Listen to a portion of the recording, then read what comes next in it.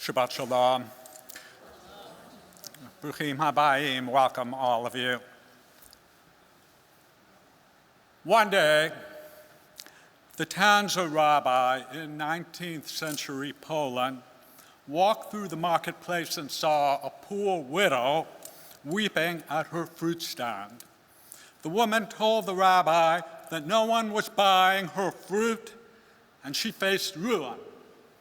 The rabbi promptly took the woman's place at the stand and began calling out, "Fine apples, buy a dozen fine apples." The news that the rabbi was selling fruit spread through the town, and the wealthiest persons hurried to the market to buy, deeming it a privilege to purchase fruit from the hands of such an esteemed sage. The stock of apples was quickly emptied and converted into funds to the joy of that poor widow. Among my favorite Hebrew words is shomer, that is, one who is a guardian of others. She or he is a protector. She or he is endowed with the quality of vigilance, insight, wisdom, selflessness, and courage.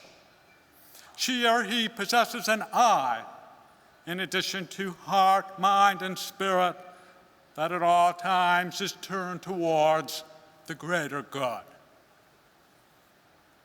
And the shomer, the guardian, is one in whom the highest levels of trust and respect by the rest of us. The Tanzer Rabbi endeavored to guard the poor widow in order that the poor widow may in turn take care of her children, who in the best of possible worlds will take care of others. The Tanzer Rabbi understood the role of the shomer, the guardian, in its purest form. And as my recollections of life as a public high school teacher serve me, and in keeping with this thread, so are the custodians of our buildings who ensure that our holy spaces of learning, worship, and assembly are well maintained, that heat, cooling, and light are all in perfect working order, and that there is no compromising of anyone's comfort. And another variation on this theme, at our beloved Cincinnati Rabbinical School, when asked one day by a rabbi and teacher, "Who really runs this campus?" We students wondered. President, dean, faculty, trustees. Seeing we were at a loss, our teacher exclaimed, "Judy Greer. Judy Greer in administration runs this campus. Remember that." And if anyone here ever chances to meet Judy Greer, shomer, guardian, full-hearted den mother, and wellspring of all the rabbinical student needed to know on a day-to-day basis, you will no doubt agree. And the best and most esteemed of our shomrim, our guardians, are those who, as my teacher, Rabbi Dov Marmer, pointed out more than once, I'm sure, in this sacred building, engage in their task as we must with regard to all the mitzvot laid out for us by our tradition without any expectation of reward.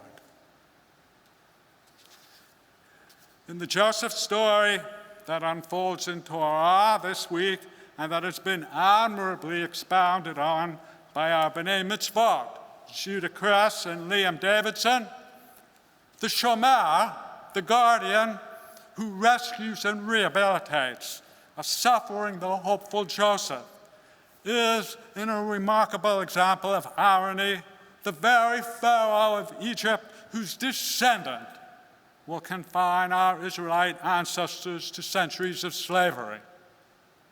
But not to be outdone by his Pharaoh/guardian, Joseph himself, in his role as second command of Egypt, glides into the role of Shomer, of both the Egyptian people in his charge and his own flesh and blood family, his father Jacob and Jacob's offspring, so in order to counter that oncoming famine. As I continue to learn here at Holy Blossom Temple, we are a community of Shomrim, a community of the most vigilant guardians. The members of the bereavement and dementia support groups and those driving the Luke Sklar Mental Health Initiative who remind the rest of us that irrespective of the ongoing challenges that life places on our shoulders, we are not alone in our efforts to surmount them. The women's advocacy, refugee support, and out of the cold groups that strive to nurture more equitable communities, the foundation of which is informed by these groups' profound understanding of justice and that honors the integrity, shlomim, wholeness, of all members of the human family. The Interfaith and Tikkun Olam committee members, guided by a fervent belief that if we truly wish it and work for it, our world shall be a better place, more loving, caring, understanding, and green.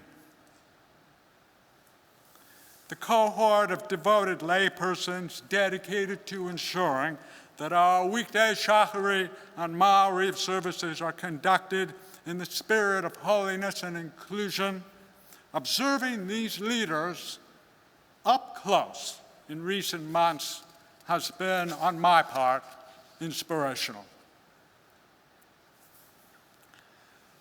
The word rabbi implies teacher, but as I've discovered, some of the best teaching and learning at Holy Blossom unfolds under the guardianship of our religious school and Hebrew school leaders, teachers, madrichim, and Habsti youth group, all of whom are passionate about imparting to and acquiring knowledge from the students with whom they are entrusted.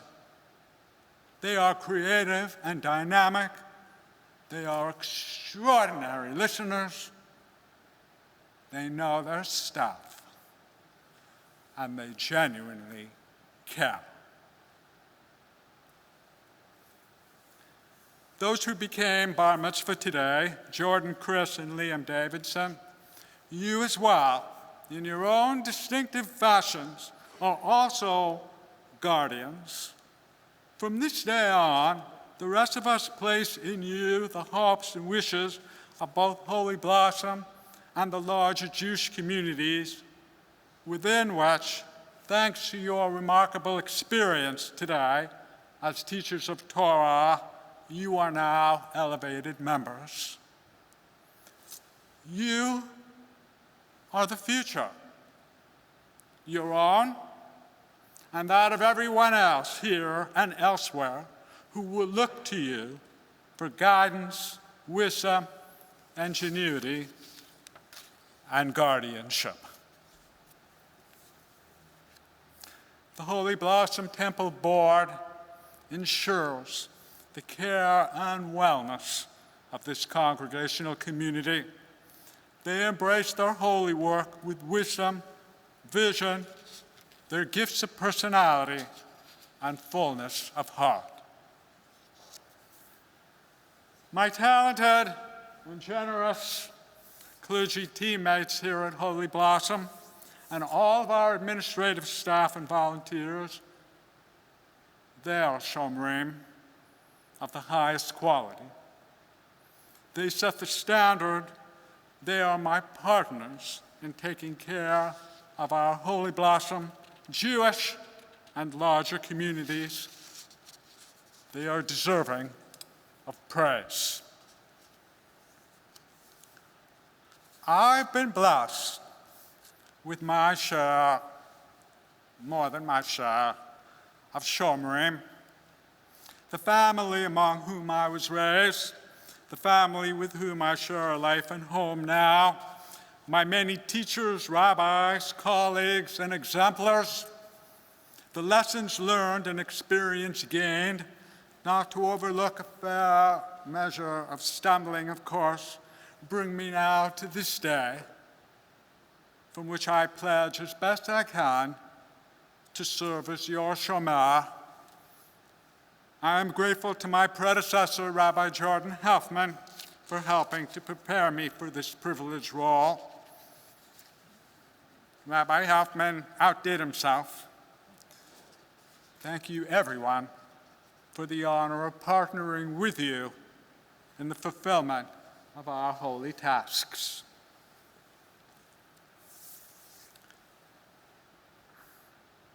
Tonight, December 4th, is the penultimate night of Hanukkah. Once again, our Chanukiot will glow, owing not only to our devotion to this beautiful festival of light that our tradition gifts us, but due as well to the shamash, the guardian candle with which we kindle all the others. Going forward, then, how shall you be a shomer, a guardian, a shamash, bringing light, hope, and possibilities to the life of others? In what ways will you facilitate wellness? Whom will you endeavor, calling on your best resources, personal and otherwise, to raise up those who cannot do so themselves? How shall your tasks serve to earn you the esteemed title of shomer, guardian, and shamash? In the Talmud, tractate Ta'anit, we are taught, whoever shares in a community's difficulties will be rewarded to see its comfort and relief. To which Rabbi Dov Perez Elkins adds, any community which will succeed insofar as its members have built a reservoir of loyalty, memories, and associations that in troubled times will do everything in its power to marshal the resources to keep it afloat and rise again, phoenix-like, from the ashes of despair to peaks of celebration and success.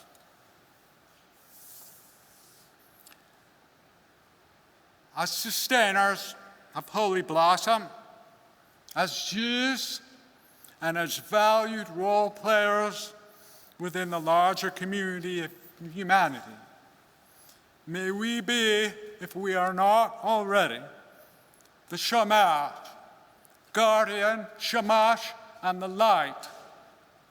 May we, like the Tanzer Rabbi and those apples, heed the call of those who look to us in need. May we be custodians of sacred spaces and sacred lives. May we, like Judy Greer in Cincinnati, be the one to whom an anxious rabbinical student can turn to for reassurance. Our ancestor Joseph in Torah was guided by the power of his dreams and the blessings that flow from the role of shomer. And so must you and I. Ken Yehi Ratzon, may it be God's will.